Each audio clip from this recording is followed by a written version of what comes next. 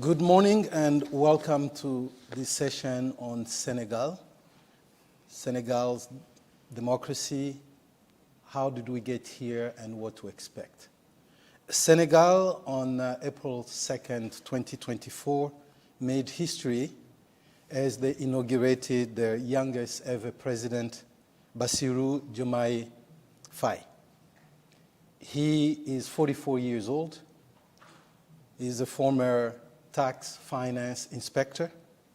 His victory is even more remarkable because he had been in jail just 10 days before that, or he had been released. So we have a bunch of questions that we'd like to ask today as we analyze where Senegal is and what we should be expecting moving forward. I'm Vemba Pezo-Dizolele, Senior Fellow and Director of the Africa Program here at CSIS. It's my pleasure to welcome you all, those who are with us in the room today and those who join us remotely. We have assembled a very impressive panel today with our esteemed colleagues from different institutions. One is Gilles Yabi, who is the CEO and founder of Wati, based in Dakar. Then Awaba, who's Associate Director of Core Partners at Open Society Foundations, also based in Dakar. And with me in the room is Greg Kearns, Africa Regional Director at the International Republican Institute, based here in Washington, D.C. Our colleague, Sophia Mostrop, who was supposed to join us, unfortunately could not make it for a set of reasons. Her flight had been bumped up in Cabo Verde, where she was joining us from. So we will miss Sophia. But without further ado, I'd like to introduce our panelists today. I will start with Gregory Kearns. We will make his remarks on... Good morning and good afternoon, everyone. IRI's history in Senegal has really been recently around polling, so we have a great deal of information in terms of what Senegalese citizens wish from whatever government they happen to have. Before I get to some of those results, though, I would like to talk a minute about what perhaps the Senegalese election has taught us about why there was a fairly successful transition of power despite the difficulties leading up to that. Some of the factors that I'll list, I don't think any particular one is decisive, but I think all were important, okay? I think one of the important things we need to say is that they've had several transitions of power over many, many years. There is a history of not always a smooth transition of power, but a transition of power nonetheless. When we look at some of the states in the Sahel, there has been a history of coups, military coups, and I don't think it was any surprise as to what's happened there over the last 3 or 4 years in the Sahelian states. And I would like to see, I think that Senegal is a democracy in the full sense of the word. Often we hear, especially in this city, about how democracy has failed, and I think we should confront that to say, was it a democracy in the first place if you don't have independent courts, if you don't have a flourishing civil society, if you don't have flourishing media? Was there a democracy in the first place? And I think that Senegal does exhibit all of those qualities of a democracy. I think Senegal is also increasingly integrated into the global community. Yes, not fully, of course, but as you've seen, there was a lot of attention to the lead up to these elections. We'd even heard that a former U.S. president had called the former president to ask him to step down. Whether that's true or not, it does speak to the seriousness with which people with which they took the Senegalese election. I really doubt that there is going to be a presidential call to President Deby and Chad in the lead up to their elections. Now, in terms of the new president and whether or not he'll be successful, that's a question that can only elicit mere speculation. But I would say this. We've done several public opinion polls in Senegal. We've done public opinion polls across the subcontinent, and all of them, with almost no exceptions, indicate the same priorities. So if President Faye is to be a successful leader, he will have to address the cost of living. This is the most important issue mentioned in the poll. The second issue is the economy again, but as it relates to the creation of jobs and gainful employment. And then rounding out the top three priorities is always the same ones: public infrastructure, provision of education, public health, agriculture inputs, etc. Okay? So we shouldn't be surprised if a leader, regardless of whether there's a new, young, dynamic leader, or perhaps a leader that's been established for a number of years, if they can address those particular issues, the possibilities for success would be higher. I had lived in Southeast Asia for a number of years, in the Balkans in a number of years, and we had done public opinion polling, and they say the same things. The only place where opinion appears to differ is in areas such as the Sahel, where security becomes a much higher priority than it would be in a country like Senegal. So if I would just conclude these opening remarks, I would say that the provision of public goods is absolutely critical. We do focus on elections, and rightly so, we should focus on those elections. But as we've seen, the mere holding of elections is not bringing improvements to people in many, many countries, not just on the subcontinent. Professor Apollo at Georgetown writes about this issue very eloquently and clearly, that we need to move beyond just focusing on elections to the actual provision of public goods. And we've seen countries, even on the subcontinent, that perhaps you wouldn't be considered democracies, but which have governed well. And a couple years ago, Vemba and I had this discussion, and he mentioned Botswana as a successful case where they've traditionally governed fairly well, but whether they're a democracy, we're not quite sure about that. So. Thank you very much, Greg. From your remarks here, we retain that, yes, Senegal is a democracy. They have a track record to show it. But they will be facing the same challenges like the entire continent is facing. One is the cost of living. How do you address that? The expectation of the youth, because when you talk about employment creation, is really addressing that median age. That 19-year-old who's finishing high school, who's looking at his perspective or her perspective, looking forward. And then how do you deliver public services? So in the case of, as my fellow panelists here are thinking, I think in the case of Senegal, the few questions that we still have out there. President Faye is young, he's 44, we celebrate that. But we've also seen Senegal go to the brink of the precipice twice and pull back, right? In Abdoulaye Wade in 2012 wanted to change the constitution, really pushed the country as far as he could.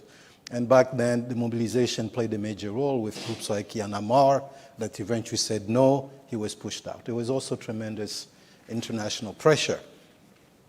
We thought that was over because Macky Sall had the entire population behind him. We thought it was going to be the new flag bearer for democracy, and this will not happen again. 12 years later, we are still facing the same thing. So we have a bunch of questions to ask. One is, the president equipped to do this work? What the relationship with his old mentor, now his prime minister, is going to be like? A bunch of questions. So we'll turn to you, Awa, and then we'll go to Gilles. Thank you, Mwemba, and thank you for inviting me to this conversation. I just wanted to start by saying that, yes, Senegal has shown resilience in defending its democracy. I will put it into brackets. But I think the outcomes of the election shouldn't prevent us from seeing what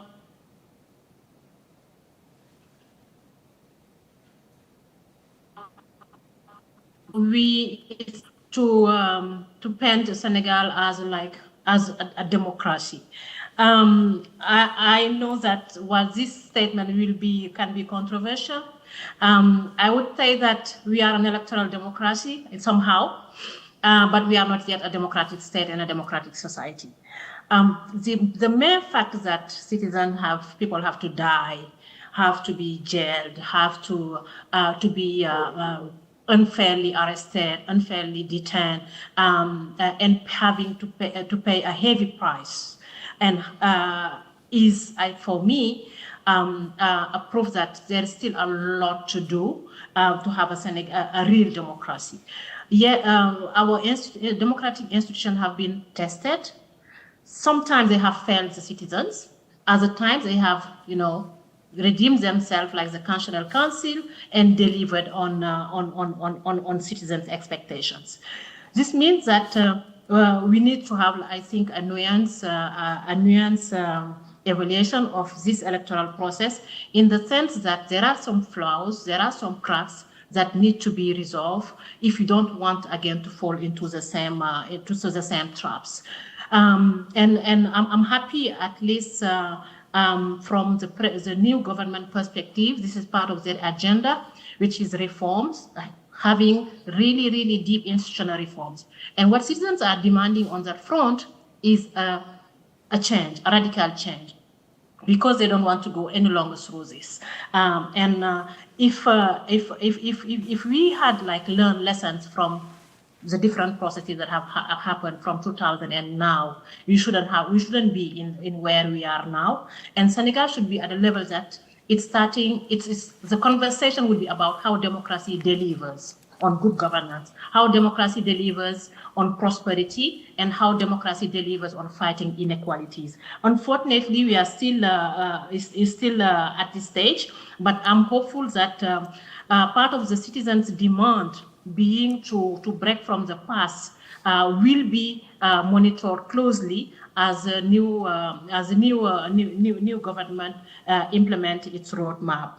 The other thing I wanted to also to draw the attention of the public is the fact that yes, there are many promises that have been made, many electoral promises in terms of reform, in terms of job creation, in terms of revamping the structure of our economy to be an economy that is more aligned with the structure with the real economy and the real structure of the society. Still, the new administration will be facing lots of impatience. I think the good thing is that we are facing now a citizenry that is very impatient with its elected president and its government, but also the economic reality of the country.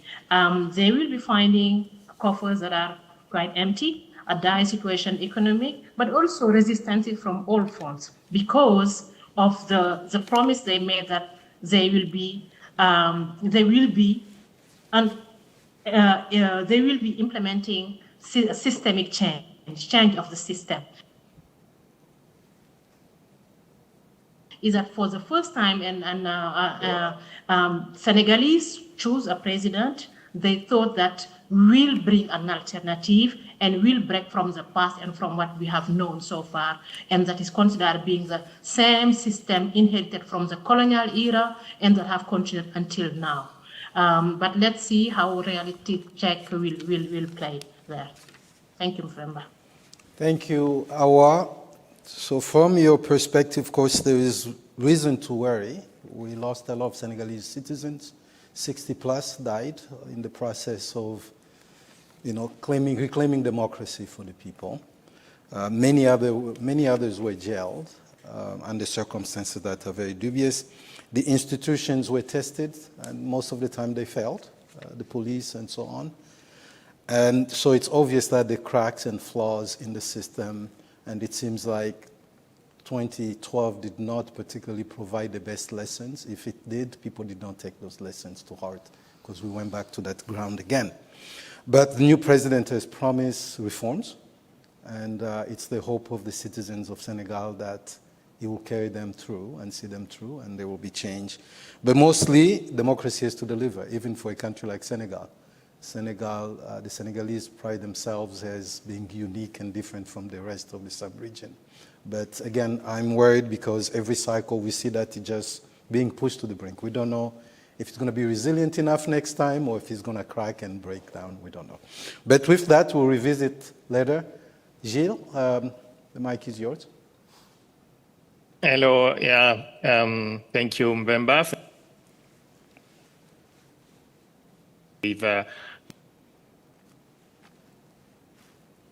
I do share the perspective on the situation. I think it is really important, yes, not to forget that what we observe is kind of an exceptional conjunction of circumstances. We should not forget about the last 3 years and the number of deaths, the restriction of civil liberties, the fact that initially there was many indications that President Macky Sall wanted a third mandate. So we should not forget that actually when we in the last few years, we're quite close to the political practices that we observe in many other countries in terms of the intention of presidents in place to stay in power and not to respect the constitution. We should be aware that, again, we could have had a different outcome from this process. And I think it's very important for, of course, the civil society and observers and people from the region to be always demanding, not to be always very celebrating democracy and forgetting that it is always a construction, it's always the result of battles. And I also think that what Gregory said in terms of the difference of political trajectory and the role of history is extremely important. The fact that in Senegal, you had in the past change of power by democratic ways, by election, and the fact that you have, for example, many coups. It made a lot of differences in terms of the possibility of having change and what the through elections, through democratic and pacific ways. And that's why I think I would not be over optimistic about the influence, the impact that the situation in Senegal and the outcome of the process will have on other countries of the region, Sahel, but also Togo, for example, where you have had the same system and same basically circle in power for several decades. The other observation that I would make is actually, for me, the most important lessons is the fact that it is the Senegalese citizens themselves who actually protect the democracy in Senegal. They were the ones who organized themselves very quickly, first to give a very clear signal that they want allow President Macky Sall to seek a third term. They mobilized again against the postponement of the election, and it was quite remarkable to see civil society, university professors, economic actors for the first time, I would say, some very strong entrepreneurs in the country also joined the civil society movement just to make sure that the election takes place. And I think that the role of citizen mobilization was very key also in influencing and giving maybe the courage to the Constitutional Court to actually go against the will of President Macky Sall. And this relationship between citizen mobilization and the fact that institutions play their role, I think it is something very important to draw as a lesson. But finally, I think also as our just said, we should still realize that a lot of institutional reform have to take place, and there is an historical opportunity to make that happen now. A lot of candidates, including, of course, President Bassirou Diomaye Faye, Ousmane Sonko, insist on the need to reduce the power of the presidency. This is extremely important, the power of the executive. But I think that it is the moment actually to see that what we saw with the Constitutional Courts, it's not because the composition of the courts and the way it was designed was really giving the maximum of chances for this court to be independent. So I think that actually we could have had a different outcome from the Constitutional Court. So we should really insist now on the kind of key constitutional reform that can create conditions for Senegal to solidify its democracy and not to see again the number of risks that were taken by citizens, the number of young people who were killed before basically we have a positive outcome from the political process. Thank you very much, Gilles. Of course, not just the number of people were killed, but businesses that were destroyed during the very cycle of violence that happened there. We hold from your remarks here that history is important. We need to see the role of it, including polling that always give us a sense of what the citizens are really thinking. We give kudos to the Senegalese people who really protected and reclaimed the democratic space. Popular mobilization play a major key, but you insist on the importance of implementing institutional reforms, and particularly reducing the tremendous power of the executive, which President Macky Sall was able to exploit. With that, we'll go to our discussion with the panelists here. A set of questions for you.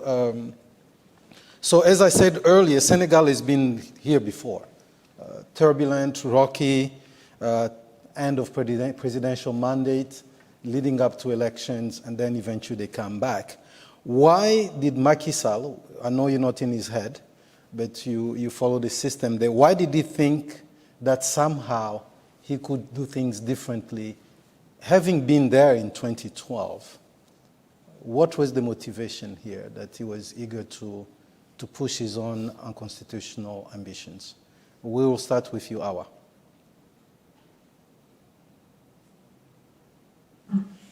I think he and thought that he could play by time, and at some point, because I think I can fairly say that's peaceful by nature. Many times, he knew that he had the state apparatus at his ease, and he could use however he wanted. He thought that by resorting to closing the civic space, by using lawfare to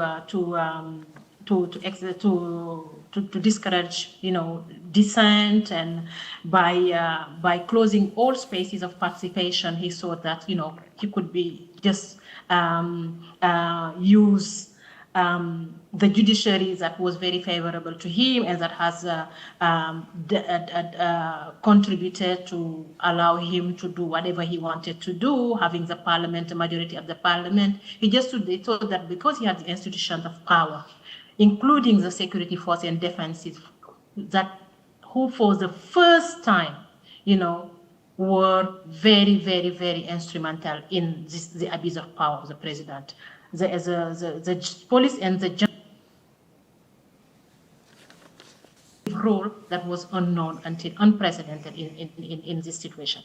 And I think the other factor is that he also thought that he could exploit the volatility of the region, because they used a lot lawfare around terrorism, around volatility of the sub-region, including the coups going around, because some of the threats that he was using and trying to blackmail people, he said that, if you don't, it's not exactly what he would say, but he would say, okay, if you don't pay attention, we might end up having a coup, and even for him, it was a way of threatening people and saying that, trying to play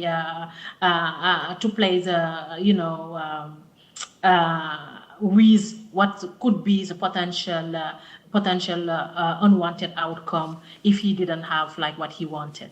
So unfortunately, many of our leaders don't learn from the past, and once they get into power, they forget, and I think it was a mistake to take the Senegalese citizen for granted, because as Gilles said, Senegalese deeply believe in democracy, in elections, as the only way to choose a president. So it's sad that he could have the institutions, he could have the media, he could have, he has really, I think it's only the resilience of the citizen that prevented Macky Sall easily get to the results he wanted if we didn't have that resilience. Thank you, Hawa. Gilles, from your perspective, how did we get here? No, I fully share what has just been said by Awa. I think that what's happened in Senegal is kind of an illustration and a confirmation of two things. One is the importance of institution, as I said, the incentives that are embedded when you have so much concentration of power in the hands of a president, when you have very few check and balances, when you don't have actually a strong capacity to even control the use of public resources. I'm talking about money, about the resources of a country. When you have political power and you have kind of unlimited access to financial power as well. Then I think in many places in the world, you will have a number of head of state who would be happy to stay. Even in Europe or in America, you will have the same possibility for head of state to be willing to stay if, again, they have the possibility, to have access to money, to resources that can help you to buy the media, to buy the civil society, and actually also to buy the loyalty, for example, of the security forces. And so that way, I think it's very important, especially that the access to political power does not translate finances. The second thing is ethics, the importance of having ethics in politics. Of course, there is no miraculous way to get political actors who have a strong idea of what are the limits that they should not the limit that they should respect. But that is a very important thing, the role played by personalities.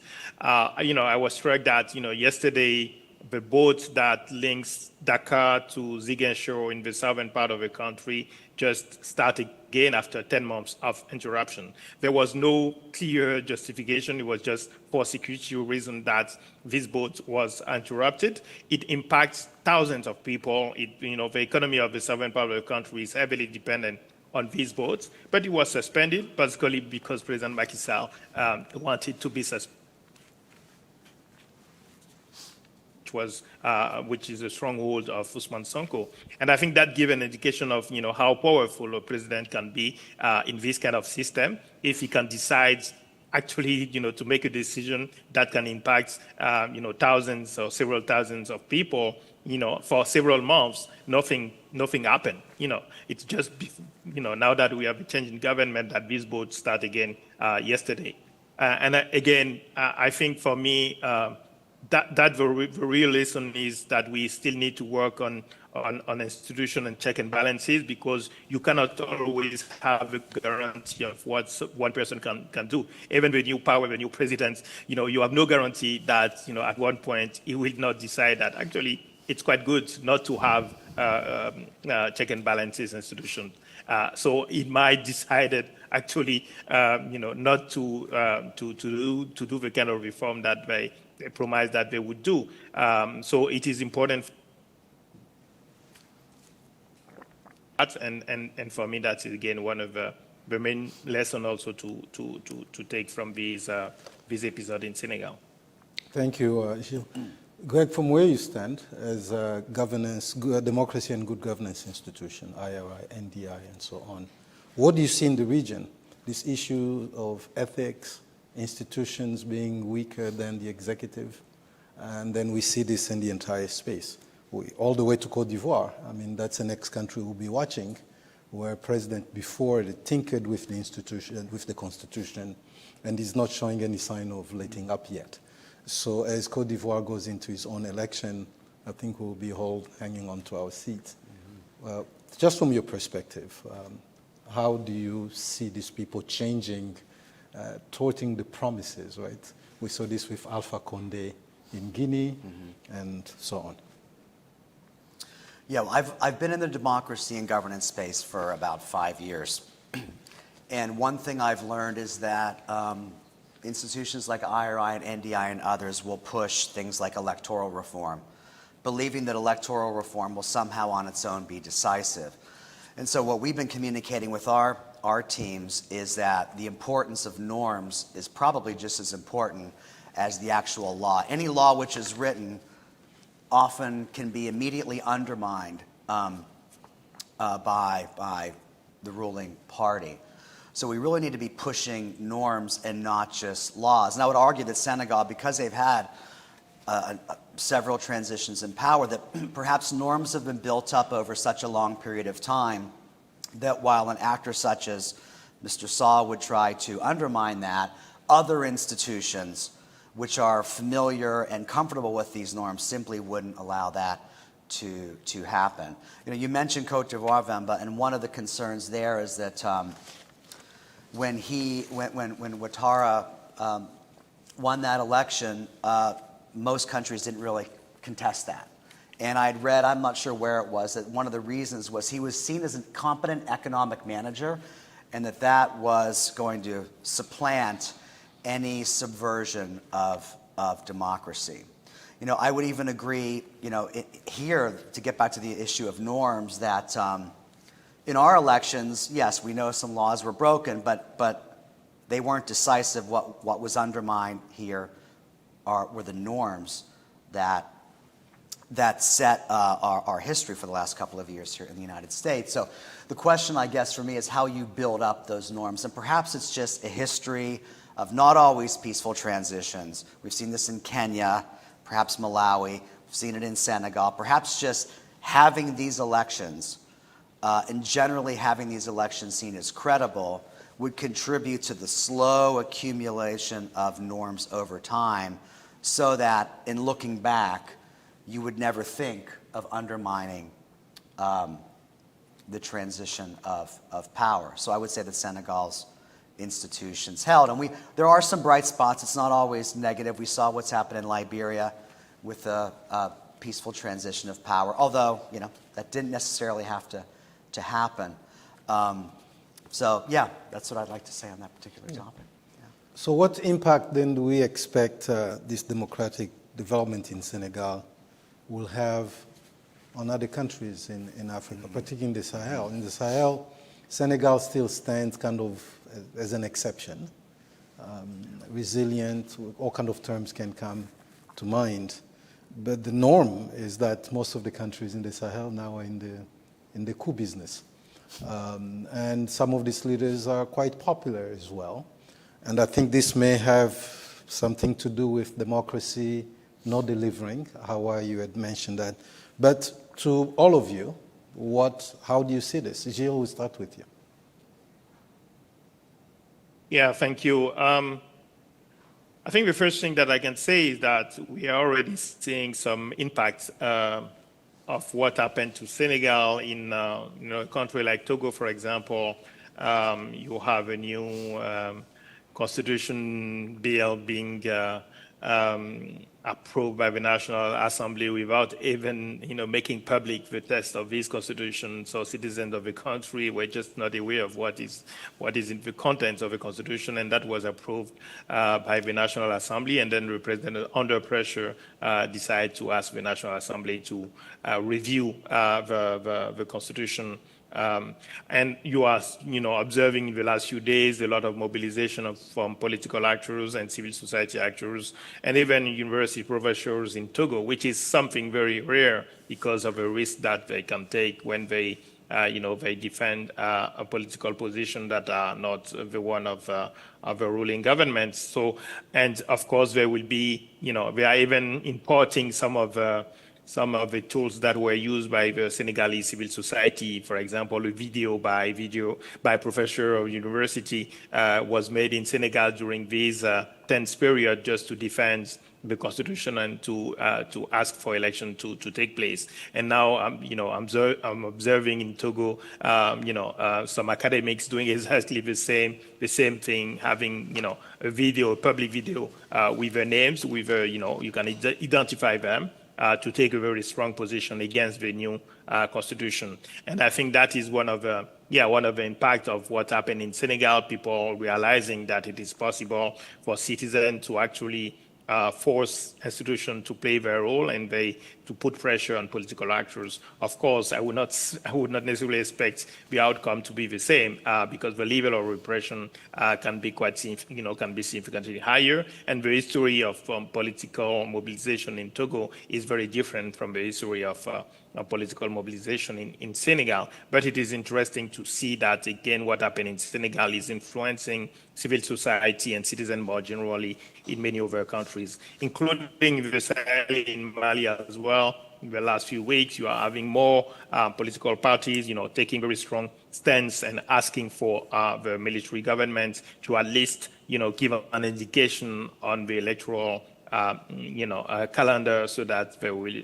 be a return to the civilian government. And I think also they are being encouraged by what happened in Senegal. I was invited actually by a Malian group of entrepreneurs who have a kind of a think tank to a discussion about the lesson that can be taken from Senegal and that can be useful for Mali. And I think that is very good.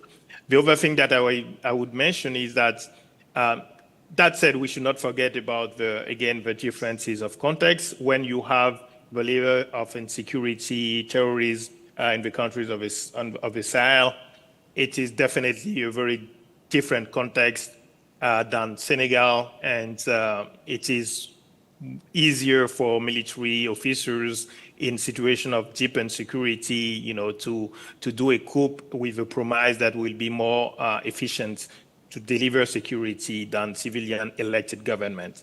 And in terms of delivering, I think it is very important to also observe that when you have civilian elected governments who don't deliver and are very corrupt, that is destroying the belief in democracy as being the best way to get efficient governance. And that what happened in Sahel is also an illustration of that. It is also an illustration of the failed governance of elected, presidents, and that leads really to the need to work both on building democratic societies and democratic states. But I think it is as important to build efficient states and public administration that are efficient. And this is a different conversation, but both have to be, to be done in the region if you want also to have more expectation of, long-lasting democracy. If it's not improving the life of people, it's not reducing the level of corruption, I think that it will be extremely difficult, again, to have a return of democracy, especially in the Sahel. Thank you, Gilles. How from your core partners, as you look at the region, how does this impact? I think Gilles really covered very comprehensively and well the question. I just maybe one of the question, I think, and he did mention it in responding to an earlier question, is that countries have different trajectories and history, and you cannot just expect the same type of development in different countries. Nonetheless, we have seen after 2012 and and Yanamar, how Yanamar has really types of Yanamar have mushroomed in the region. You go to Burkina Faso, they were inspired. Ballet Citoyen was inspired by Yanamar, and in other countries up to Burundi. And then there were some spaces that were created, use spaces, and sharing tactics, sharing strategies, and learning from one another. And I think that has contributed to creating today's strong Pan-African movement. And since Pan-Africanism is at the heart of the campaign promises and the pledges of the new administration, I'm hoping to see further development on that front and strengthening ties of this youth organization, including learning from one another's from different contexts and best practices. The other thing I wanted to maybe just to touch on is the fact that the diaspora has played a key role. We haven't talked about it, and it's really unprecedented in Senegal. And I think because in some of these countries we have also very strong diasporas, we should watch, because when spaces of expression are shrunk and are closed in given physical spaces. Citizens have to find different ways of expressing themselves. In Senegal, what happened is that it was the social media, even though repression was also at that level, but the diaspora played a fundamental role, unprecedented and unexpected political role and diplomatic role. So what I'm seeing, I'm starting seeing conversation in social media up to Zimbabwe. I have seen how much the Zimbabweans have been, following and really even discussing what types of political opposition and how their political opposition should be resilient and should learn from PASTEF. And I'm seeing some types of conversation about, because Zimbabwe has really a very prominent and successful diaspora in academia, in the academia and elsewhere. I think we should expect the same types of I should say maybe emulation or influence. But again, just the question is where Gilles ended. If the true influence, true positive influence will come from this administration delivering and showing and showcasing that we can trust democratic processes to deliver on new types of leadership and to deliver on democratic and prosperous societies. As long as we don't have that, because I think the election of Bassirou Diomaye Faye is another test on democracy. And even for the Senegalese context, if this administration failed, I wouldn't rule out, because, and this building from other development we have seen elsewhere, I wouldn't rule out that citizens saying that it's no longer was to trust democracy. Maybe authoritarian rule is the way to go, because at the end of the day, the people we elect, we expect them to solve our very, very, very trivial question, is that having food at the table, having electricity, having good education system, being able to have proper health care when we are sick. And if you don't have that, maybe you should test something else. All right, thank you, Awa. Greg, from the perspective of partner organization that you are to many organizations on the ground, are you seeing any impact already? Do you hear anything from your colleagues? No, I think I think it's too early, and I suspect that the positive influence of these elections in Senegal will probably not be sustained over a long period of time. We're seeing some encouraging signs in Togo, but if we step back and look at other elections that were quite contentious leading up to the elections, I'm not sure that they've had impacts in the region. So if we look at Kenya, which is a fairly well-run election, about 2 years ago, it doesn't seem to have had any impact in Uganda, Tanzania, Somalia, South Sudan, or Zambia's elections having an positive impact in recent elections in local elections in Mozambique, or Zimbabwe, or Angola. So I'm doubtful. What I'm hopeful is that they can show an example of where, despite having a president that was showing intimations of wanting to remain in power, a broad swath of actors within a particular country, in this case Senegal, was able to force him to abide by the law. That's, I think, the best lesson we can garner right now. All right, so 2 more questions, then we open it to questions from the audience. President Faye, I said earlier, surrounded himself with strong personality, including his mentor. How do we see that relation evolving with time? We've seen people who were relatively weak come to power, and then, this was the case with Tshisekedi and Kabila, and then eventually asserting themselves. They don't always stay weak. It may be a perception, of course. We saw this in Botswana with Masisi and Kama, and quickly falling out. And there are many examples like this.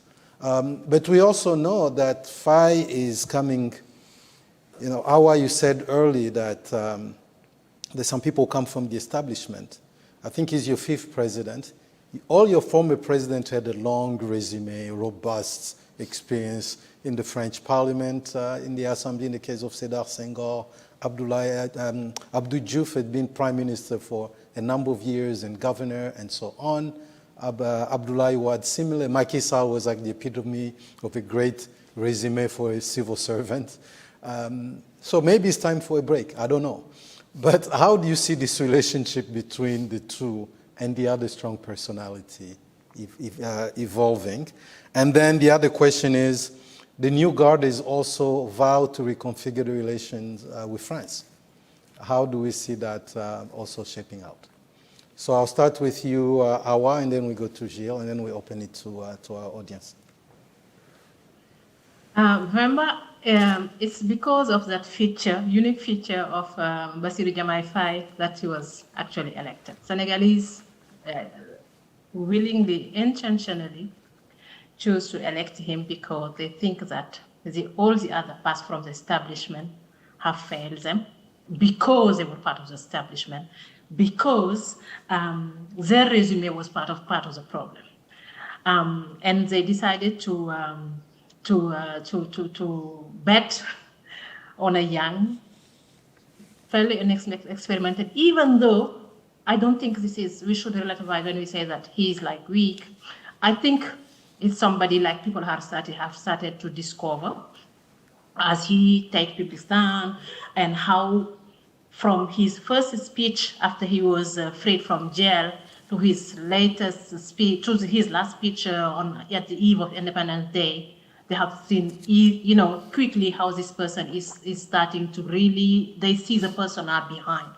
And I think it's that freshness, that citizen hopes that will bring the change that they want, the transformative change that they want, in ways that a president just behaves with citizens and talks with citizens, and a president that they can relate with, that they can actually maybe have a conversation with, and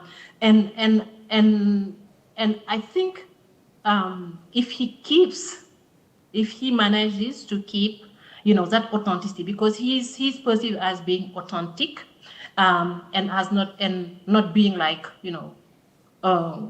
infused with or polluted, but whatever bienséance. So I think at least something to watch and to see how it will go. With regard to his relationship with President Sonko, yes, it's a talk of the day. How will their relationship, what seems to be a fusion and a lot of great complicity, how will it be in the test of power and shift in terms of protocol and ranks? Analysts are saying that they seem to be very complementary, because they have different characters and they bring different strengths. Those who want to be positive about the prospect is that in what they call freshness and what they call that just betting on ethics in politics and ethics in ways of relating with one another is part of this choice. We don't know yet what's going to happen, but I think that's the positive bet that Senegalese citizens made. I think there was overall people were very happy, I think, and the majority saw that Ousmane Sonko was the right person to be chosen as prime minister, and didn't see it as a problem, and didn't see it as, even though there was some caution, maybe he might overshadow President Bassirou Diomaye Faye, but they thought that maybe he has also maturity and integrity that will play out in their everyday relationship and the everyday way, in the everyday management of public affairs. Right. I stop there. Gilles will probably touch on the other question. Thank you very much. Gilles, in 1 minute, the relationship with France, how does this get reconfigured? Yeah, well, very quickly on Sonko as well and Bassirou Diomaye Faye, because I think it is important. Of course, there is a risk with this duo at the head of the state, but I can also see an opportunity actually with the fact that you have a president who was not expected, and you have more, you have the possibility to put forward the project, what they call the project, the ideas of the PASTEF party, and beyond personalities. And the fact that you have both Bassirou Diomaye Faye and Sonko can actually increase the prospect to have a different type of government with more collegial decision making. And I think that could be good if it's extended to the government as well, to take advantage of the strong personalities that are in this government. To have a very different kind of governance would be actually a good result of this exceptional conjunction of circumstances that led to this duo. On the issue about France, I think we should not expect a kind of very brutal evolution of the relationship between France and Senegal, precisely because one of the pillars of Senegal, I think, is the quality of the diplomacy, the quality also of senior military officers. The fact that you have two senior generals in this government is actually a good thing, in my opinion, because you have the possibility to have some people who will be bringing some ingredient of realism, in the discussion, in the kind of decision that are going to be taken.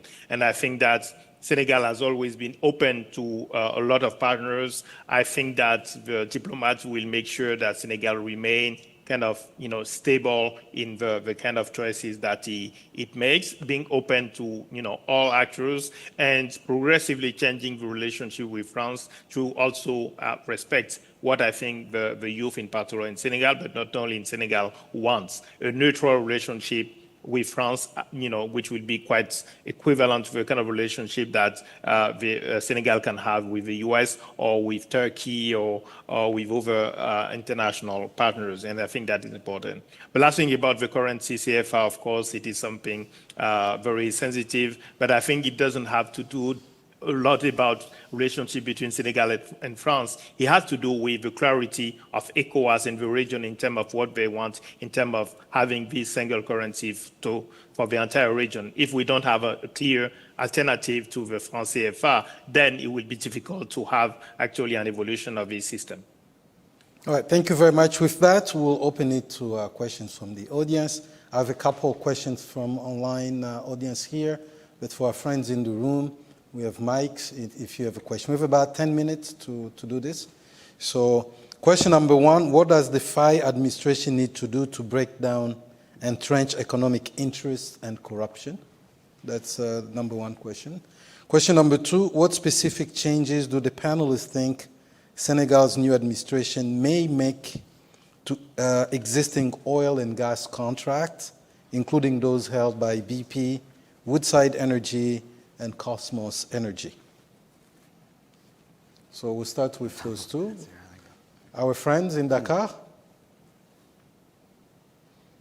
is this something you are knowledgeable about?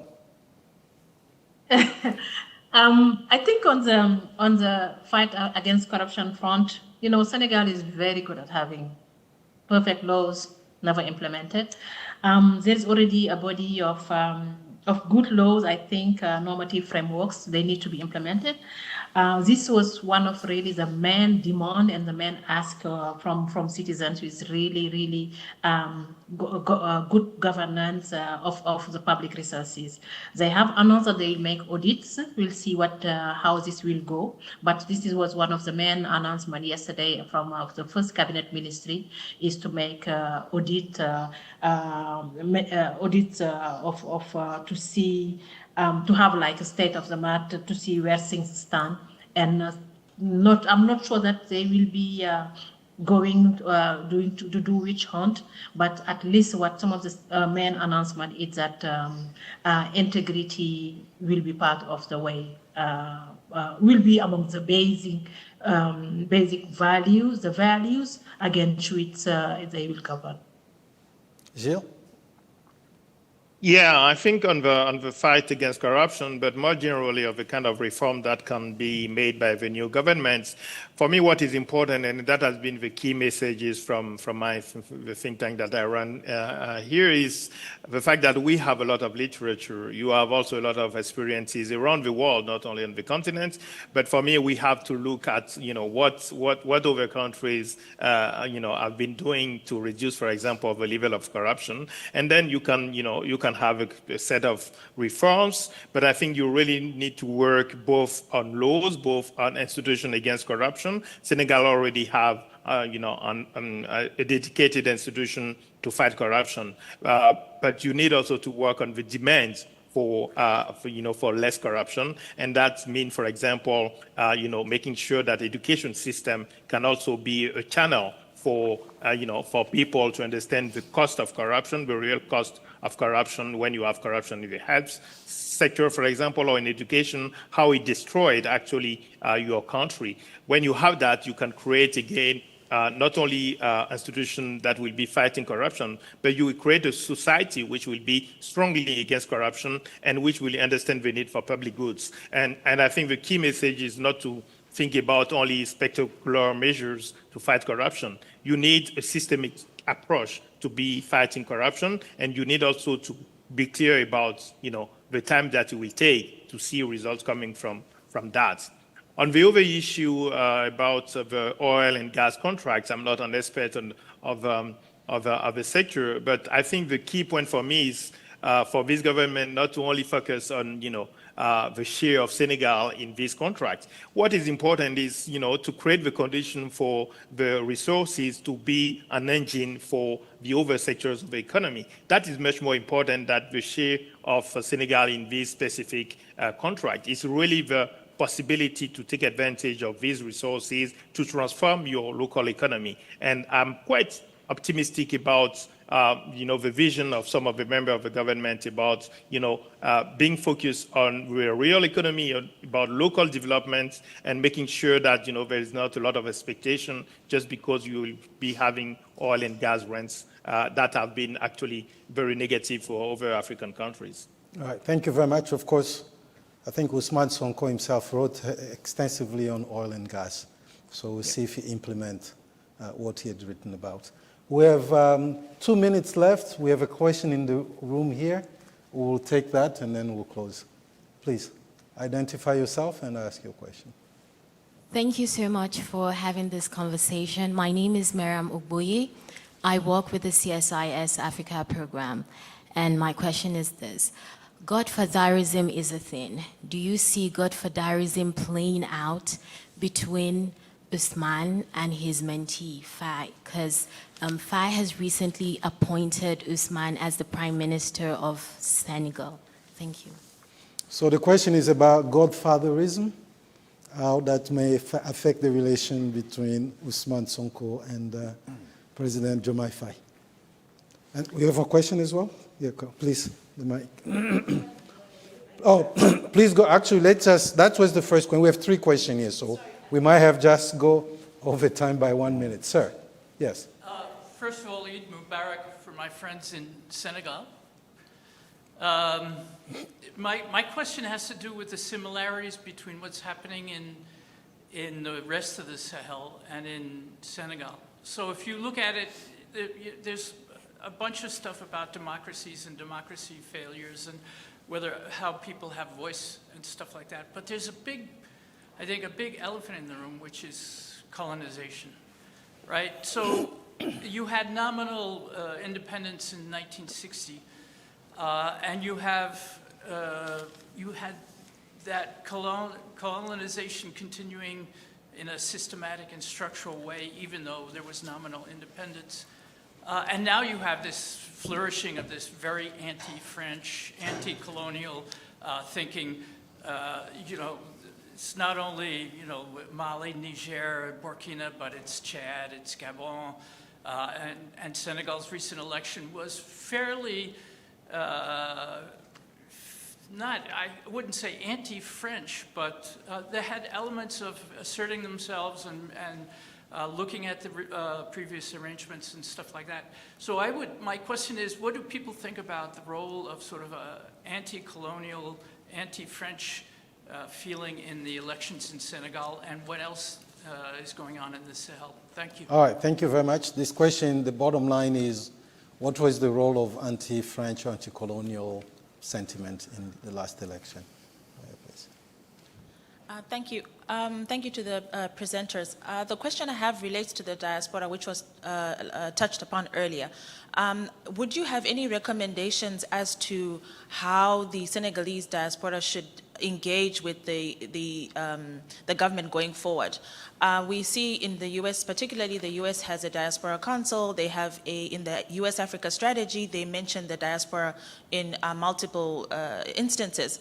But we don't quite see African governments institutionalizing or creating frameworks for engagement with their own diaspora scattered across various regions. I think Kenya has a I can't remember the position, but Kenya somewhat has, but I don't believe many other countries have created that framework. So my question, in short, would be, what recommendations would you have for the Senegalese diaspora going forward? They played a huge role in contributing to the transition.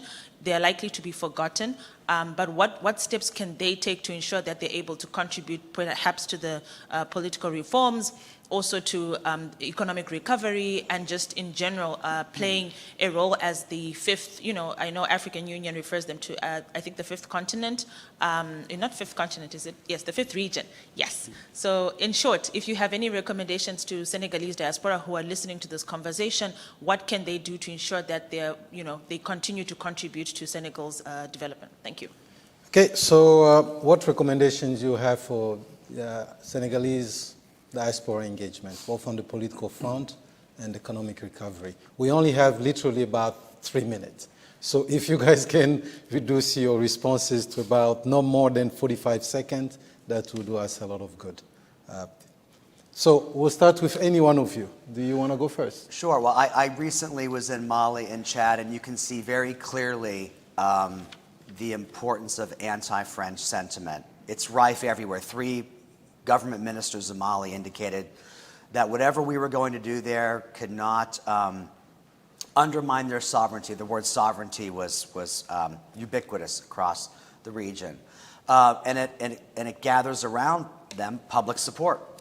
But I don't know how you can turn this into any sort of successful policy. So in the short term, it's probably successful. But in the long term, I don't see how you govern with anti-French sentiment. On the Godfather question, before people are in power, they have a certain relationship, and now that power dynamic is going to change, probably dramatically, when power has been conferred upon 2 people. So I don't think we can make any predictions there, but it will be interesting to see how that turns out once they take the reins of power. All right. Hawa and then Gilles? 30 seconds. Just around the sovereignty, I think, yes, economic sovereignty, social sovereignty is one of the pledges of President Bassirou Diomaye Faye, and I think for now it's been really recentering our economy, or especially the private sector, giving priority to the national private sector, and so showing some strong choices and policies around that. In terms of national framework for the diaspora, just for my sister, two among the ministers are from the diaspora. I think it's one of the way that they have started showing that the diaspora will continue to play a key role.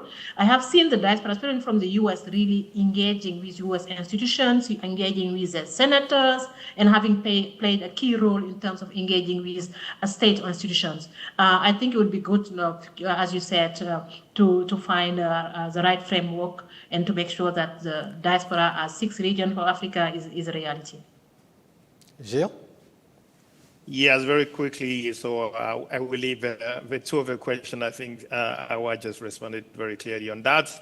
Just on the anti-French feeling or sentiment. I should say that I don't very much like the term anti-French feeling, because I think that it's not a feeling and it's not actually directed against French citizens. If you know, a few years ago in Côte d'Ivoire during the crisis, then you had an anti-French sentiment at one point because you have a level of animosity against the French citizen. That was during the time of Gbagbo's relationship and, you know, the civil war in Côte d'Ivoire. What we are seeing now is just something very natural, in my opinion. It's kind of the desire to change the relationship and then to pass a new